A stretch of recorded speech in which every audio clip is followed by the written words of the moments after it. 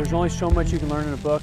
Your adrenaline doesn't flow when you read a book, your adrenaline flows when there's fire on the ground. And it's important that our firefighters are ready to fight fire in a real-world application.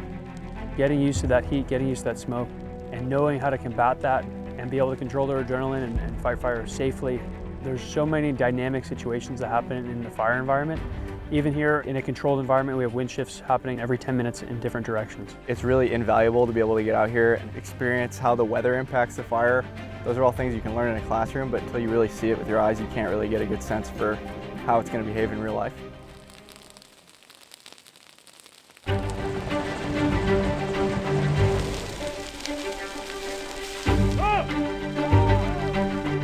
We have 120 seasonals that are on the line fighting fires this year. Out of those, there's over 70 of them are brand new seasonals. So our goal is to progress their career and gain the experience, and that's what we're doing. The expectation is that they're able to fall in and work together with any crew throughout the state. Our fire engines can't drive up a steep hill, and we don't have hoses that are 10,000 feet long. So we have 100-foot hose lengths.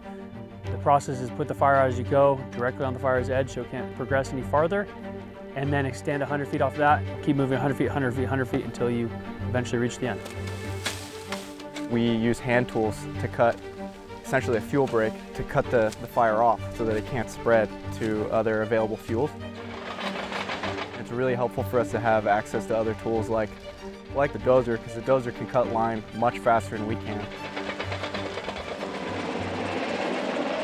The helicopter has the ability to really get into those areas from above and drop a lot of water, just make it a more safe environment for us to get in and cut the fire off at its head. Communication is really the name of the game for the hand crew. Things that are set at the front of the hook line can't necessarily be heard at the back.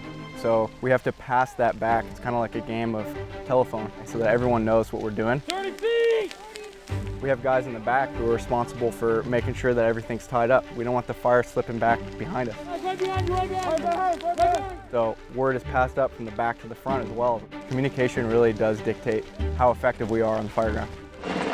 All these components come together really to be able to fight fire effectively in a wildland environment. We need to be able to train for that environment where we are kind of packs on in a wildland environment for an extended period of time. We take our breaks, they're very far and few between. It's nice to be able to take the pack off. Those things are pretty heavy. You can't take your boots off, you gotta be ready to go. Greatest reward, I would say, is the ability to have an impact, being able to actually earn your spot here on a daily basis. Really, at the end of the day, we want to protect people's homes, their property, and their lives. That's really an important piece, that we're keeping all these resources available and firefighters well trained.